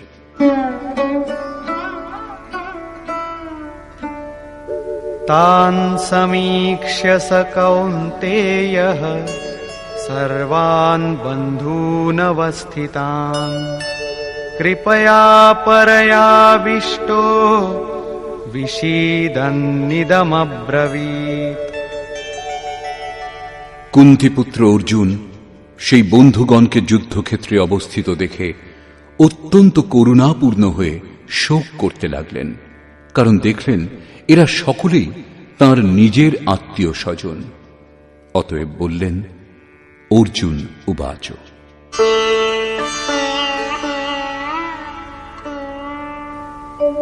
দৃষ্ট্বেমং স্বজনম কৃষ্ণ যুযুৎসুং সমুপস্থিতম सीदन्ति मम गात्राणि मुखं च परिशुष्यति वेपथुश्च शरीरे मे रोमहर्षश्च जायते।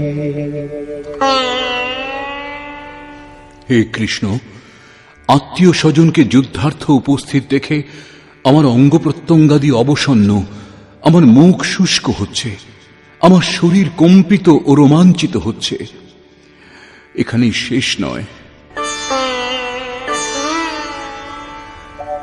गाण्डीवं स्रंसते हस्तात् त्वक्चैव परिदह्यते न च शक्नोम्यवस्थातुं भ्रमतीव च मे मनः। আমার হাত থেকে গাণ্ডীব খসে পড়ছে এবং চর্ম যেন দগ্ধ হচ্ছে। অর্জুন সন্তপ্ত হয়ে উঠছেন যে এই যুদ্ধ কি ধরনের, যার মধ্যে শুধু স্বজনই দাঁড়িয়ে। অর্জুনের ভ্রম হয়েছিল। তিনি বললেন, এখন আমি দাঁড়াতেও অসমর্থ, এখন এর বেশি আমার দেখার সামর্থ্য নেই। निमित्तानि च पश्यामि विपरीतानि केशव न च श्रेयोनुपश्यामि हत्वा स्वजनमाहवे। হে কেশব, এই যুদ্ধের লক্ষণ ও বিপরীত দেখছি। যুদ্ধে আত্মীয়দের হত্যা করলে মঙ্গল হবে এও দেখি না। কুলকে বধ করলে কল্যাণ কিরূপে সম্ভব?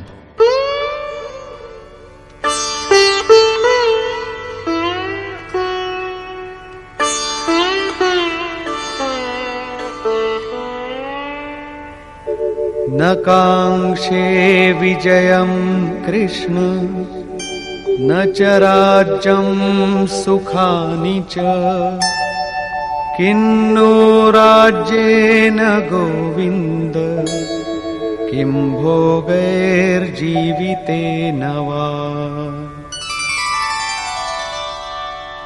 সম্পূর্ণ পরিবার যুদ্ধে উপস্থিত হয়েছেন। এদের যুদ্ধে বধ করে বিজয়, সেই বিজয়ের দ্বারা প্রাপ্ত রাজ্য ও রাজ্য সুখ অর্জুন চান না। তিনি বললেন, হে কৃষ্ণ, আমি বিজয় চাই না, রাজ্য এবং সুখ ভোগ কামনা করি না। হে গোবিন্দ, আমাদের রাজ্যে কি প্রয়োজন, আর সুখ ভোগে বা জীবন ধারণেই বা কি প্রয়োজন? কেন?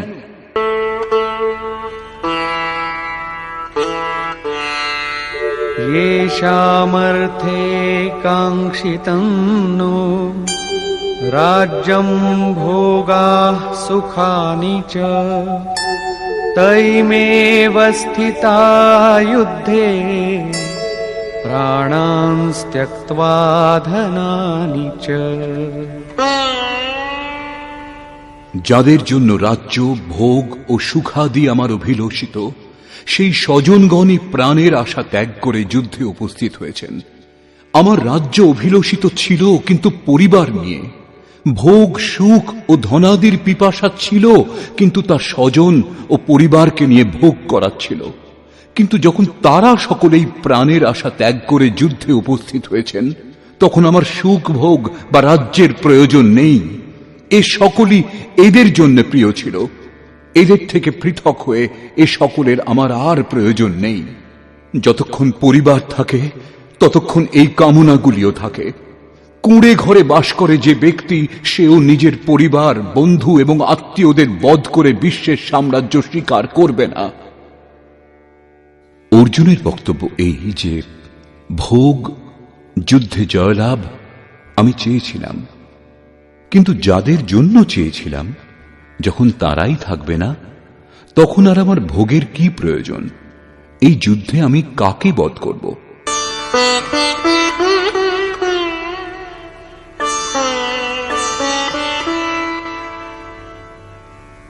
आचार्याः पितरः पुत्राः तथैव च पितामहाः मातुलाः श्वशुराः पौत्राः शालाः सम्बन्धिनस्तथा। এই যুদ্ধে আচার্যগণ, পিতৃব্যগণ, পুত্রগণ, পিতামহগণ, মাতুলগণ, শ্বশুরগণ, পৌত্রগণ, শ্যালকগণ এবং স্বজনগণই উপস্থিত হয়েছেন।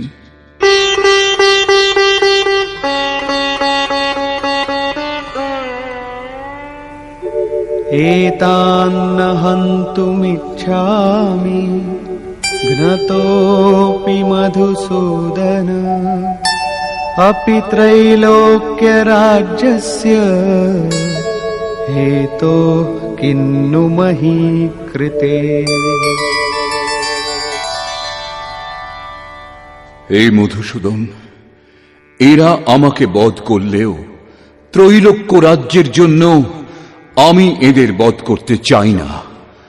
পৃথিবী মাত্র রাজ্যের জন্য কি কথা। 18 অক্ষৌহিনী সেনার মধ্যে অর্জুন কেবল নিজের পরিবারকেই দেখতে পেয়েছিলেন। এত অধিক স্বজন বাস্তবে কারা? বস্তুত অনুরাগী অর্জুন। সাধন ভজনের শুরুতে প্রত্যেক অনুরাগী সম্মুখে এই সমস্যাই দেখা দেয়।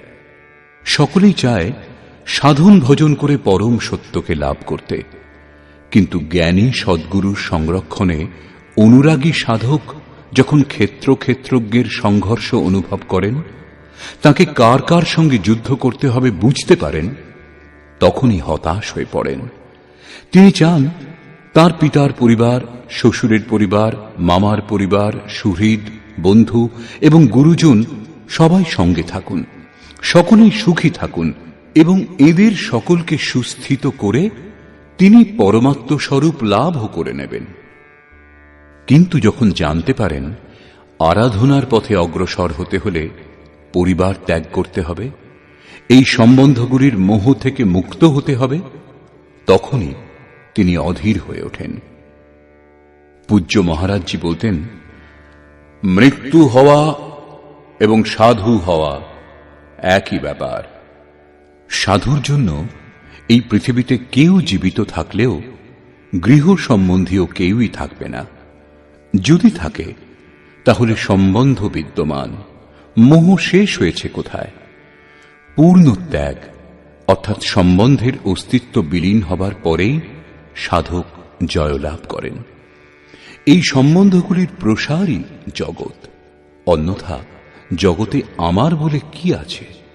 তুলসীদাস কহ চিদ বিলাস জগ বুঝত বুঝত বুঝে, অর্থাৎ মনের প্রসারই এই জগৎ।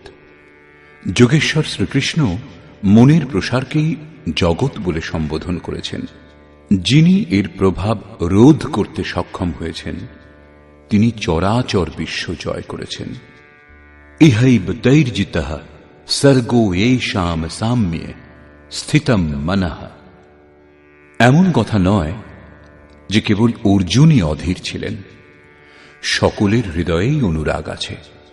প্রত্যেক অনুরাগী ব্যাকুল হন। আত্মীয় স্বজনের স্মৃতি তাকে ব্যাকুল করে।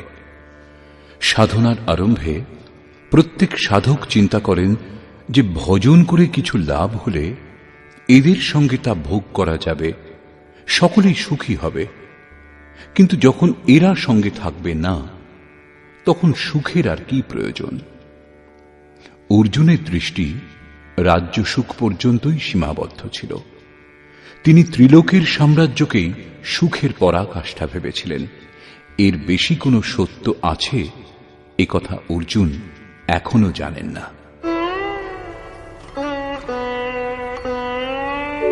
নিহত্য ধার্তরাষ্ট্রান্নঃ কা প্রীতি স্যাজ্জনার্দন পাপমেবাশ্রয়েদস্মাन् হত্বৈতানাততায়িনঃ।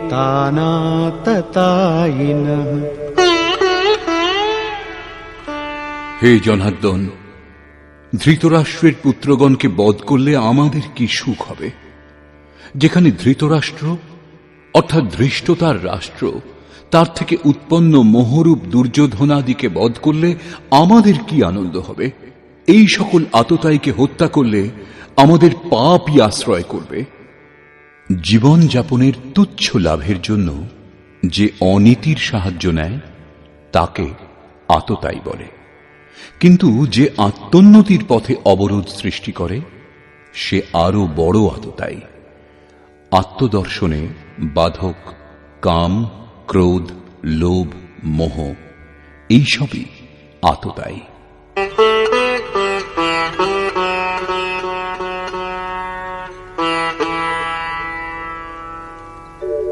तस्मान्नार्हा वयं हन्तुं धार्तराष्ट्रान् स्वबान्धवान् स्वजनं हि कथं हत्वा सुखिनः स्याम माधव।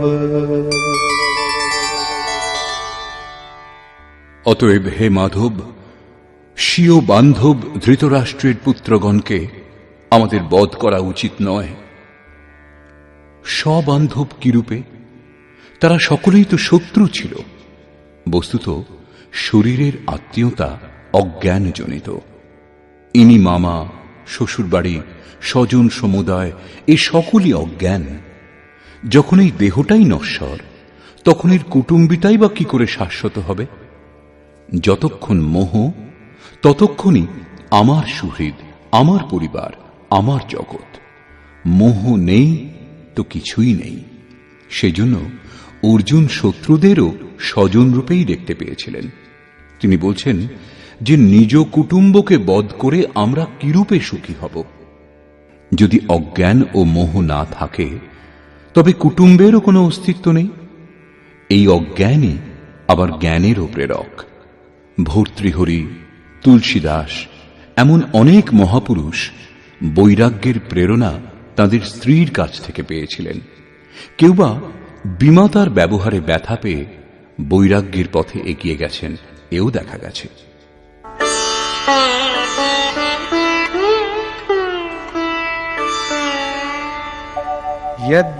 यद्यप्येतेन पश्यन्ति लोभोपहत चेतसः कुलक्षयकृतं दोषं मित्रद्रोहे च पातकम्। যদিও এরা লোভে অভিভূত হয়ে কুলনাশ জনিত দোষ এবং মিত্রদ্রোহে যে পাপ হয় তা দেখছে না, এ দোষ তাদের। তা সত্ত্বেও कथं न ज्ञेयमस्माभिः पापादस्मान्निवर्तितुं कुलक्षयकृतं दोषं प्रपश्यद्भिर्जनार्दन। হে জনার্দন, কুলনাশ জনিত দোষ উপলব্ধি করেও আমরা এই পাপ থেকে নিবৃত্ত হব না কেন? কেবল আমিই পাপ করছি এমন কথা নয়, আপনিও ভুল করছেন। শ্রীকৃষ্ণের উপরেও দোষারোপ করলেন। এখনো অর্জুন নিজেকে বুদ্ধিতে শ্রীকৃষ্ণের চেয়ে কম মনে করছেন না। প্রত্যেক নতুন সাধক সদ্গুরু শরণাগত হবার পরে এই ধরনের তর্ক করেন এবং নিজে যে কম জানেন তা ভাবেন না। এ কথাই অর্জুনও বলছেন যে এরা না বুঝুক, কিন্তু আমরা তো বুদ্ধিমান। কুলনাশ জনিত দোষের ওপর আমাদের অবশ্যই বিচার করা উচিত। কুলনাশে কি কি দোষ হয়? कुलक्षये प्रणश्यन्ति कुलधर्माः सनातनाः धर्मे नष्टे कुलं कृत्स्नम् अधर्मोऽभिभवत्युत। কুলনাশে সনাতন কুলধর্ম নষ্ট হয়। অর্জুন কুলধর্ম, কুলাচারকেই সনাতন ধর্ম বলে মনে করেছিলেন। ধর্ম নষ্ট হলে সম্পূর্ণ কুলকে পাপ দাবিয়ে দেয়। अधर्माभिभवात् कृष्ण प्रदुष्यन्ति कुलस्त्रियः स्त्रीषु दुष्टासु वार्ष्णेय जायते वर्णसंकरः। হে কৃষ্ণ, পাপের বৃদ্ধি হলে কুলস্ত্রীগণ কলুষিত হয়। হে বার্ষ্ণেয়, স্ত্রীগণ কলুষিত হলে বর্ণসংকর উৎপন্ন হয়। অর্জুনের দৃষ্টিকোণে কুলস্ত্রীগণ কলুষিত হলে বর্ণসংকর দেখা দেয়, কিন্তু শ্রীকৃষ্ণ এই সিদ্ধান্তের খণ্ডন করে আরো বলছেন, আমি অথবা স্বরূপ স্থিত মহাপুরুষ যদি আরাধনাক্রমে ভ্রম উৎপন্ন করেন তাহলে বর্ণসংকর দেখা দেয়। বর্ণসংকরের দোষের ওপর অর্জুন আলোকপাত করছেন।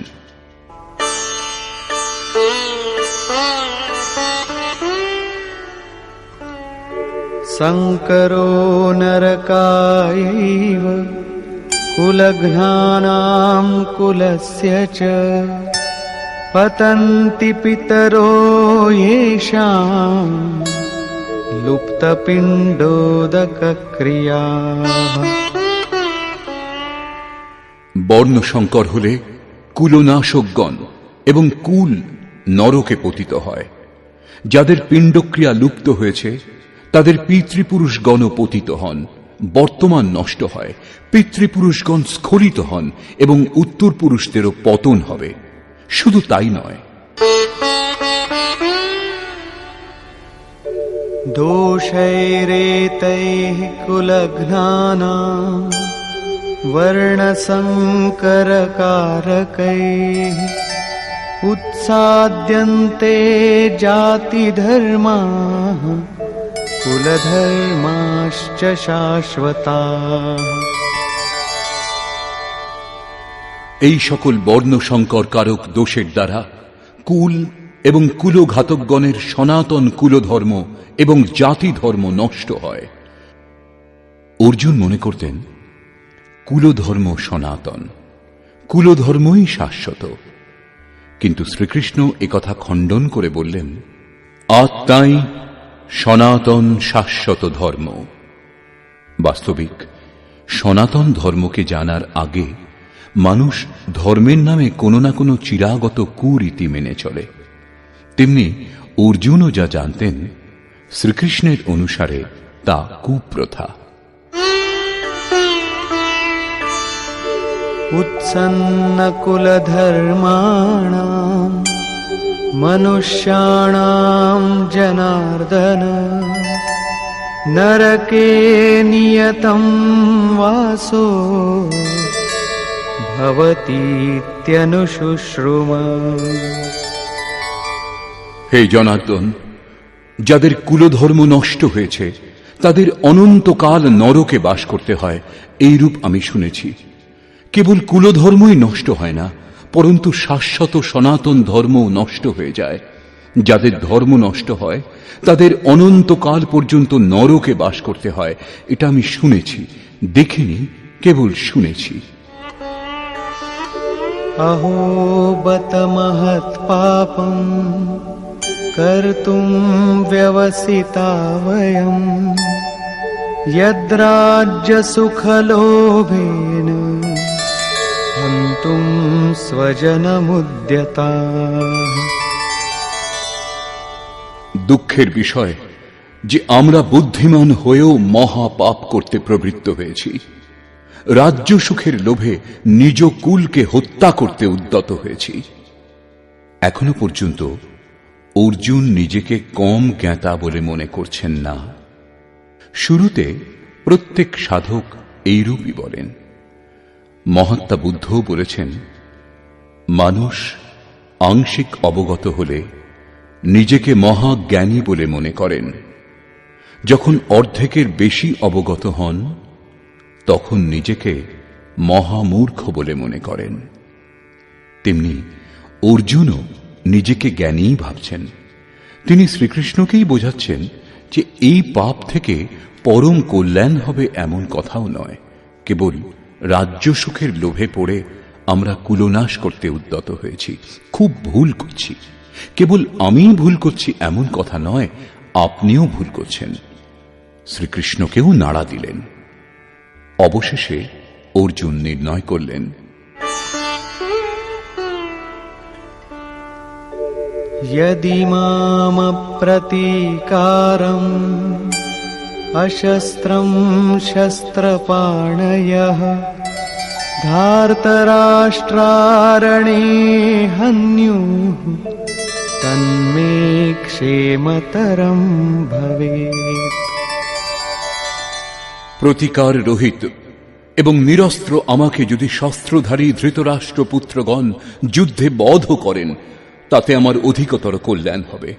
ইতিহাস তো বলবে যে অর্জুন জ্ঞানী ছিলেন, তাই আত্মবলি দিয়ে যুদ্ধ হতে দেননি। সন্তান সন্ততির সুখের জন্য, কুলের জন্য লোকে প্রাণের আহুতি পর্যন্ত দেয়। বিদেশে গিয়ে বৈভবপূর্ণ প্রাসাদে থাকলেও অল্পদিনের মধ্যেই নিজের কুঁড়ে ঘরের কথা মনে পড়ে। মোহ এত প্রবল হয়। তাই অর্জুন বললেন যে শস্ত্রধারী ধৃতরাষ্ট্রপুত্রগণ প্রতিকারে অনিচ্ছুক আমাকে যদি যুদ্ধে বধ করেন, তবু তা আমার জন্য অতি কল্যাণকর হবে। পরিবার তো সুখী থাকবে। সঞ্জয় উবাচ।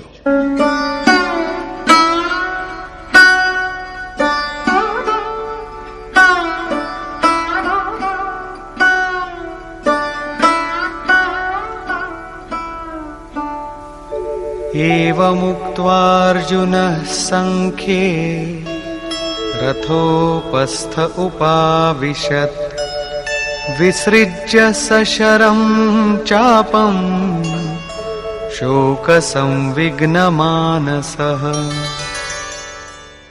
সঞ্জয় বললেন, রণভূমিতে শোকসন্তপ্ত অর্জুন এইরূপ বলে ধনুর্বাণ ত্যাগ করে রথের পশ্চাৎ ভাগে বসে পড়লেন, অর্থাৎ ক্ষেত্রজ্ঞের সংঘর্ষ থেকে সরে দাঁড়ালেন।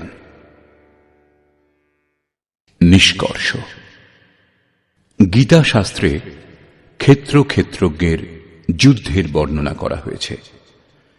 ঈশ্বরীয় বিভূতি সম্পন্ন ভগবৎ স্বরূপের সম্যক দর্শন করবার গায়ন হল এই গীতা শাস্ত্র। যে ক্ষেত্রে এই গায়ন সম্পাদন করা হয়, সেই যুদ্ধক্ষেত্র এই শরীর, যার অন্তরালে দুটি প্রবৃত্তি বিরাজমান, ধর্মক্ষেত্র এবং কুরুক্ষেত্র।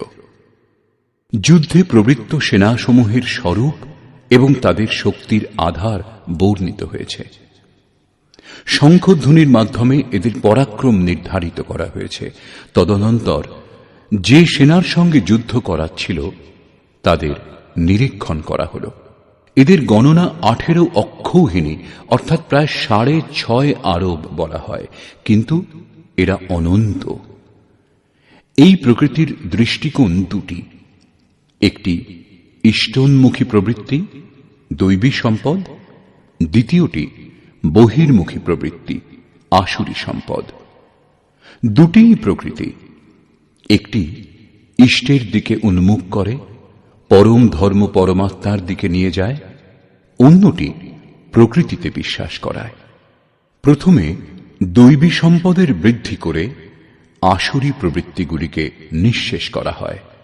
তারপর শাশ্বত সনাতন পরব্রহ্মের দিকদর্শন এবং তাঁতে স্থিতি লাভের পর দৈবী প্রবৃত্তিগুলির প্রয়োজনীয়তাও ফুরিয়ে যায় এবং যুদ্ধের পরিণাম দৃষ্টিগোচর হয়।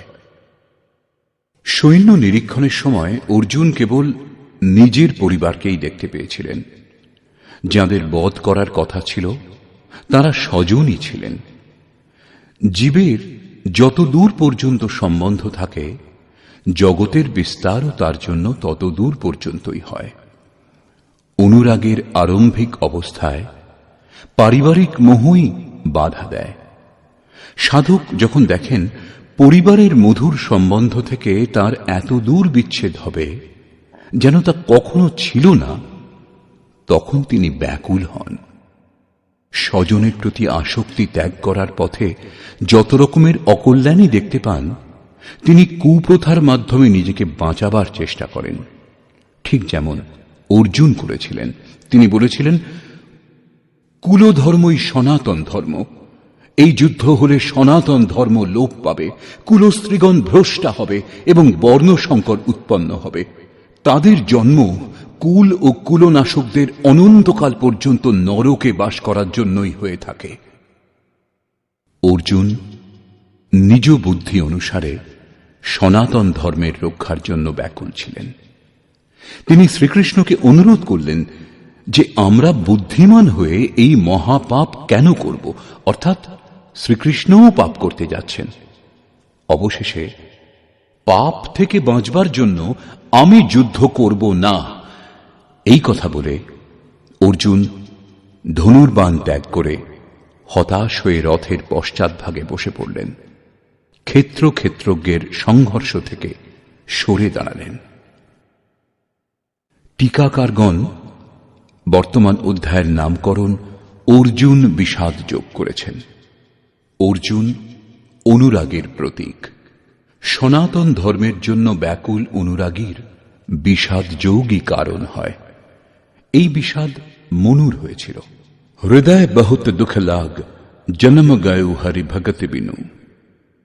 সংশয় পড়েই মানুষ বিষাদ করে। অর্জুনের সন্দেহ হয়েছিল যে বর্ণসংকর উৎপন্ন হবে, যারা নরকে নিয়ে যাবে, সনাতন ধর্ম লোপ পাবে, এমন বিষাদও তার হয়েছিল। অতএব সংশয় বিষাদ যোগের সামান্য নামকরণ বর্তমান অধ্যায়ের জন্য উপযুক্ত বলে মনে হয়। অতএব